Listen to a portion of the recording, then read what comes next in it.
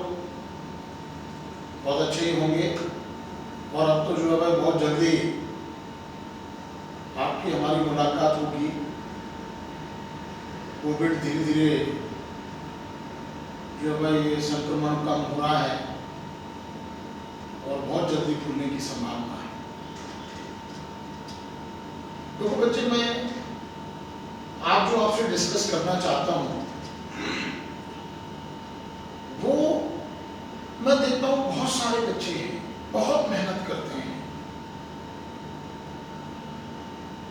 लेकिन प्रीलिम्स पढ़ा, मेंस पढ़ा और बहुत तैयारी की, 2-3 साल से तैयारी कर रहे हैं, पर उनका प्रीलिम्स ही नहीं निकलता। प्रारंभिक परीक्षा पास नहीं कर पाते, यूपीएससी में, पीएससी में। और होता यह कि उनकी पूरी मेंस की तैयारी भी रखी रह जाती है। तो मैं यहाँ से डिस्कस करना चाहता हूँ कि ऐसा क्यों होता है और हम कहाँ इसमें थोड़ा सा अगर हम सुधार करें तो हम प्रीलिम्स भी निकालेंगे और मेंस भी निकालेंगे और हम सिलेक्शन भी लेंगे। देखिए, प्रीलिम्स की जब हम बात करते हैं, प्रारंभिक परीक्षा की बात करते हैं, तो बहुत सारी जगह क्या है कि कई सारे बच्चे इस चीज को लेकर चलते हैं कि मेंस का पूरा कर लेंगे तो प्री उसके साथ हो जाएगा। ये बात बिल्कुल सही है, लेकिन ये बात वहां सही है जहां पर आप जो मेंस पढ़ रहे हैं उस मेंस के साथ साथ जो भी टॉपिक के जो फैक्चुअल चीजें हैं, फैक्ट हैं, वो सब वहां पर एक एक चीज डिक्टेट कराई जाती है, डिस्कशन किया जाता है। वहां तो ये सारी चीजें सही है, लेकिन जहां सीधे मेंस के अप्रोच से मेंस के टॉपिक पढ़ाया जाता है तो वहां पर ये चीज सही नहीं है। इसीलिए मैं इस चीज को लंबे समय से देख रहा हूं, आज मुझे 30 साल हो गए, दिल्ली से देख रहा हूं। दिल्ली में मैं जब पढ़ाता था तब से देख रहा हूं, आज भी जाता हूं लेक्चर लेने, सभी जगह जाता हूं जहां भी लोग मुझे बुलाते हैं, कि जनरली बच्चों की तैयारी बहुत अच्छी, कई ऐसे जिनके 6-6 अटेम्प्ट पूरे हो गए, पहले 4-4 अटेम्प्ट उनके पूरे हो जाते थे और पूरी तैयारी उनकी होने के बाद पता पड़ा प्री नहीं निकली उनकी, ओवरेज हो गई यूपीएससी में। ऐसे लोगों की संख्या बहुतायत में है और एमपीपीएससी में भी मैं इस चीज को देखता हूं कि बहुत सारे बच्चे ऐसे जो कई साल से तैयारी कर रहे हैं, जिनका मेंस तैयार, पूरा सब तैयार है, लेकिन उनकी प्रीलिम्स क्लियर नहीं हो रही। आखिर ऐसा क्यों? देखो बच्चे, जो मेरी समझ में आता है वो मैं आपसे और कुछ चीजें डिस्कस करना चाहता हूं। जैसे पहली चीज मैंने हमेशा देखी है, क्लास में बच्चों को हमेशा बताता हूं, पहली चीज ये है कि बच्चे कभी भी सिलेबस प्रीलिम्स का पूरा देखते नहीं।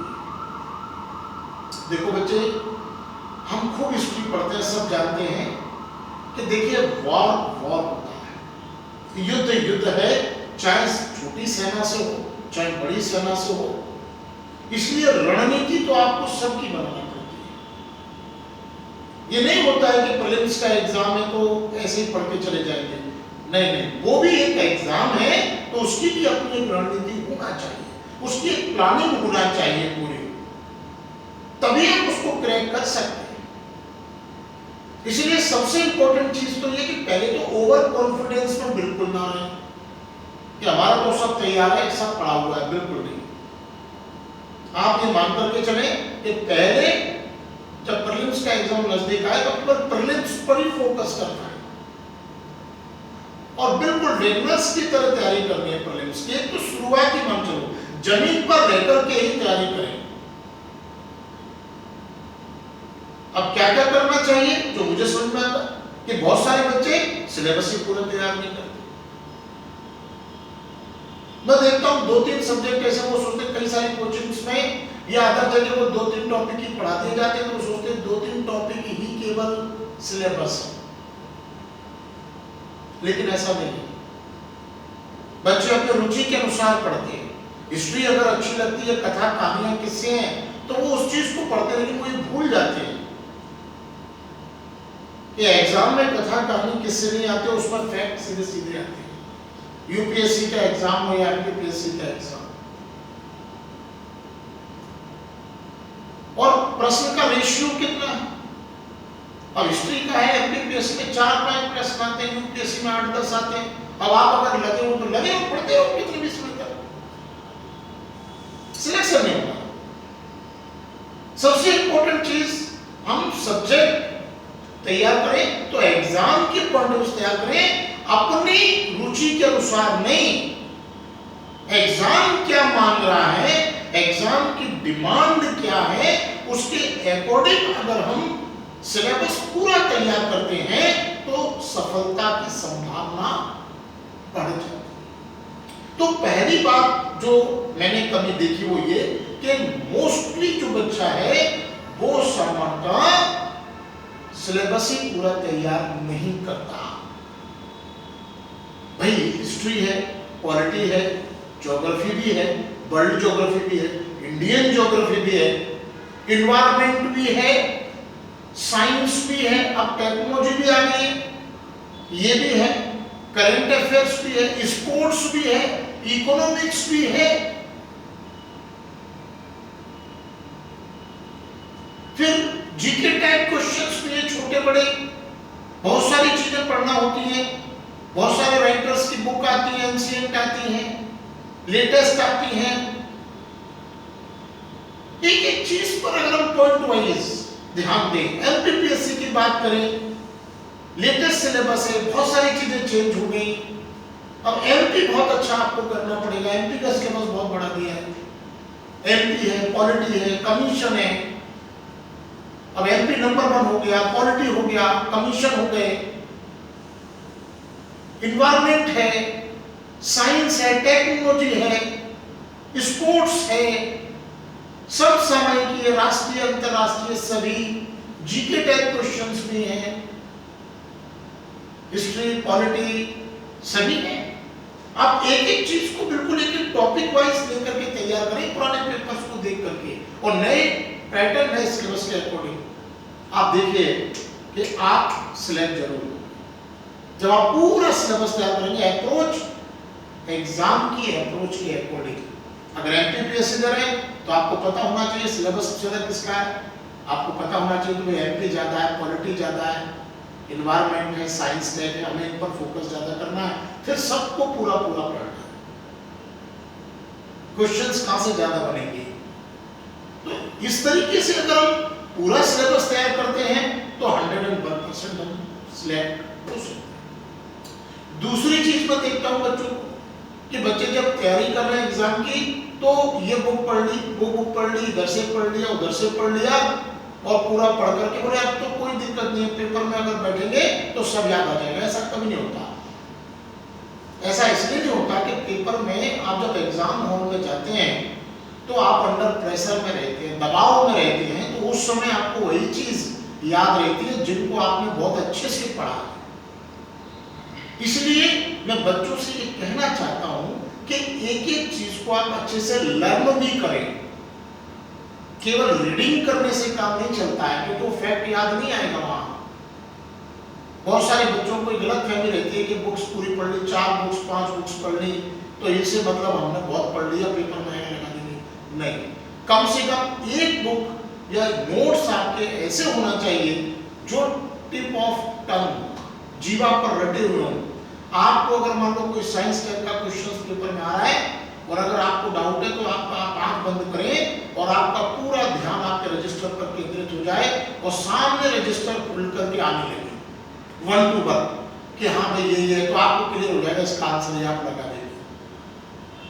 लेकिन पढ़ी हुई चीजें याद नहीं रहती। सुबह का पढ़ा हुआ पेपर अगर 2 घंटे बाद पूछा जाए कि आज के पेपर में क्या था, वो याद नहीं रख पाते, तो 6 महीने बाद आप सारी चीजें कैसे याद रखेंगे कि आपने कहां से क्या पढ़ा हुआ। इसलिए बिखरा हुआ ज्ञान किसी काम का नहीं होता।